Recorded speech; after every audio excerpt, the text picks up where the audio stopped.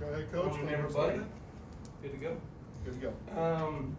Just a wrap up of recap of last week before we go on to this week. I thought our guys played really hard on Saturday. You know, they've been prepping, they've been working. They did just a phenomenal job of kind of staying locked into the process through fall camp. I thought, you know, in fall camp there are days where the days can get long. You're competing against your offense day in and day out.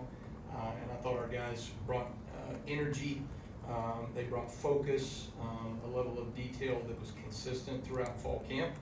And Coach DeBoer said it best to the team the other day: you get what you deserve. And I thought our players got what they deserved on Saturday in terms of their effort and focus, and those things were really good. Our keys to victory: we said we had to swarm tackle. We had to do a great job of these guys. You know, they force you to make space tackles, and I think for the most part we did that. There was a drive where we had a couple missed tackles on some critical third downs, and we got to get those things cleaned up, particularly in some vision coverage where our guys did not have their eyes on the quarterback, and so their feet weren't in the ground to drive on the ball once the ball was thrown. So we'll get those things cleaned up. We had to handle some of the tempo and the formations and all the and goes, and there's a lot of different screens and goes and all that stuff, trick plays.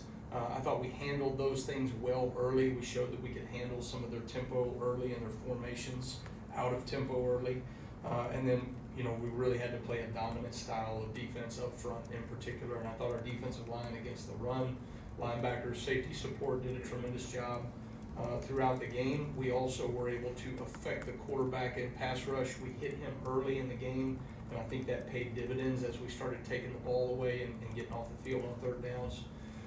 And then also, as you got going, we didn't get a number of sacks as the game went, but I thought we affected him. And I think we had maybe 4 pass breakups, right, coming from the D-line, guys getting their hands on the ball, tip balls in the area as well. I was really proud of our guys and their fight in the red zone. We went on a 22-play drive, which is never fun for a defense, but our guys did a really good job of staying focused during that time.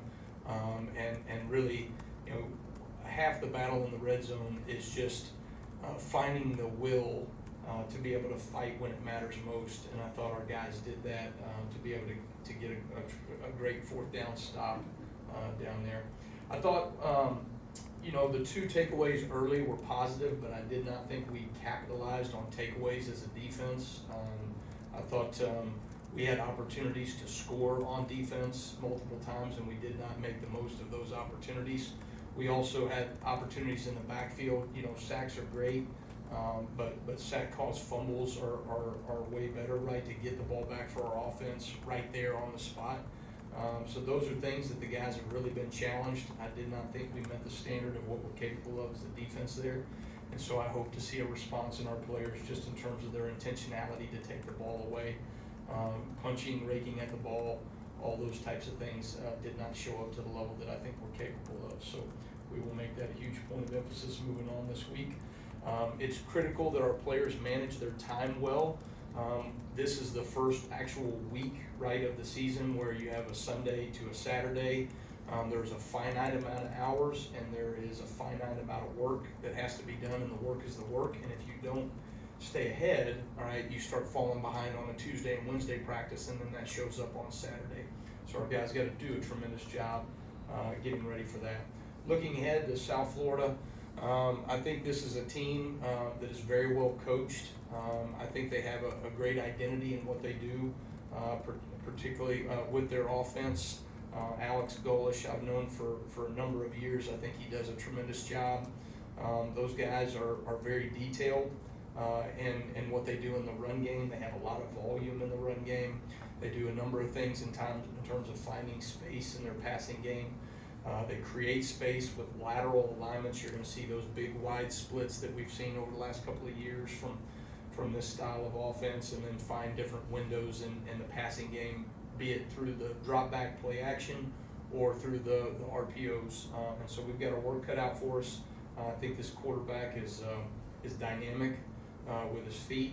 He showed that a year ago to us, that he can extend plays, particularly in passing downs with his feet.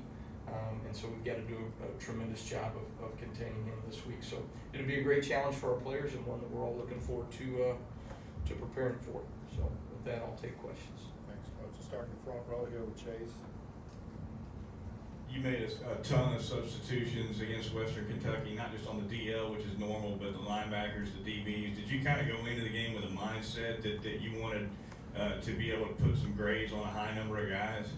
Yeah, I think you know, there's different levels of substitution as the game went on, right? We felt like as we moved into the second half, the game was in hand, and so you certainly want to get some younger players involved in the game during that time. I think players that showed through fall camp that they could be trusted, that they were what we would call above the line to be able to go in during meaningful snaps in the game. There were players that we knew, younger guys, right, that may make mistakes, but they need to be able to work through those mistakes. And so I think as a staff, it's really important early that you push yourself to be able to get players in games, because if you don't, right, they can't learn and grow from those experiences as the season goes on.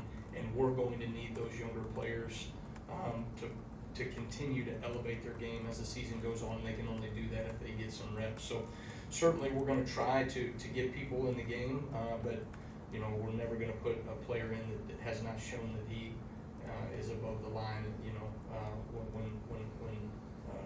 when you're taking meaningful snaps. Stay on the right side. Let's go Charlie, second row. Yeah, Coach, I want to ask about Quay Rusall. Just what did he show you not only earn the start on Saturday, but play a bunch of snaps? Yeah, I thought, you know, Quay, so workmanlike in the way he goes about his business. You know, he's not a real vocal guy on the team, but he's a great teammate. Has really kind of leaned into what we're doing from a defensive standpoint with that wolf position. There's a lot of things that we ask that guy to do. He's got to play off the edge. He's got to play in the box as an inside stand-up, kind of move around backer. He's got to drop out in coverage. So there's a lot of things that we're asking that guy to do, and I think Quay is a very well-rounded individual. He's gifted from a physical standpoint in terms of his ability to run. He can make space tackles. He can also set an edge at the point of attack, and so just his versatility, I think, coupled with the way that he was able to handle our scheme and all the things that we were going to try to do against Western Kentucky in particular, I thought he was very impressive in the first game. All right, front row, Nick. Yeah, Xavier Brown getting the start. I mean, obviously you guys have spoken well of him all preseason, but what do you see from him in this one? What did he ultimately do to earn that opportunity? Well, you know, not just Xavier, right? You know, a number of those other young players played meaningful snaps in the game, which was impressive. You know, Xavier, I think Maurice Linguist has done a tremendous job with those young defensive backs and getting those guys prepared. That's a hard transition to make in 8 months, to go from playing high school ball, right, to playing at this level in college. And so I think those guys were very consistent in their process. They were very detailed. When they made a mistake, they would work to get it fixed. Xavier probably from the start of spring ball all the way through fall camp, I thought was the most consistent in terms of fixing issues as they came, consistent in his fundamentals, his approach every single day. And I thought, you know, really he was well deserving to be able to go out there as one of the first 11 to represent our defense. So very proud of the work that he's put into. The challenge to those younger players is they cannot stay the same. They have to continue to elevate their game, their level of focus. One of the great things about, you know, it's a great thing, but it's also a challenging thing in terms of setting standards and expectations. Those standards continue to raise as the season goes on, and so those younger players will have to continue to elevate their game in order to compete at the level that we're going to need them to as we maneuver through the season. Far left, Tony. James Smith seemed pretty disruptive in the middle. What did you see from him, and how much, you know, strides has he made heading into his second season? Yeah, I think I think James has really taken some great leaps in terms of his consistency and what we're doing, playing within the framework of the scheme. I think coming out of spring football, there was too much inconsistency in his game. We really challenged him in the offseason to live within the framework of the defense. He always was going to make plays. He's a special playmaker. He's got that knack, which is what you want to see, right? Then you just have to build some consistency within those things. And I thought, the level of growth from him in that 3-month window from when we finished A-Day to when we came into fall camp, I thought he took really great ownership with that. Freddie Roach did a tremendous job as well in that regard. So very pleased with him. Think he's taking steps in the right direction. And again, when you have a guy like that that's a playmaker, you want to get those type of players on the field. We have time for just 2 more questions. We'll start with Mike here. I think the TV broadcast mentioned an injury to Deshaun Jones. Maybe that's why he didn't play as much. Is that true in terms of maybe his hamstring and being banged up, I think, on that? Yeah, Dede was battling a little bit this week with a little ding, and so we wanted to be cautious with him, but we felt like there was enough there that he felt good enough on game day that he could go. He had not gotten as many practice reps during the week of preparation, and so we expect him to make a full recovery this week. Finish up on the left with Steven. Coach, among those young players, how did you feel like Red Morgan performed when he got out there, especially in coverage and making tackles also? Yeah, I thought, Red, again, is another example of those younger player that got out there, took meaningful snaps in the game, right?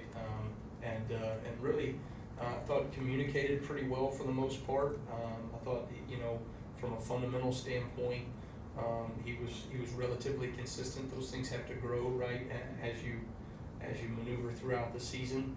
But one of the things that is exciting about Red is just he did not play hesitant. He pulled the trigger when he needed to. He played fast.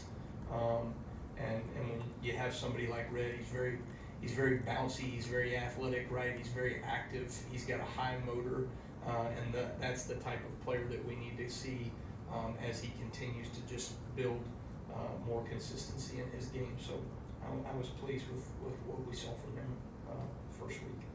All right, thank you, Coach. All right, thanks guys, roll tide.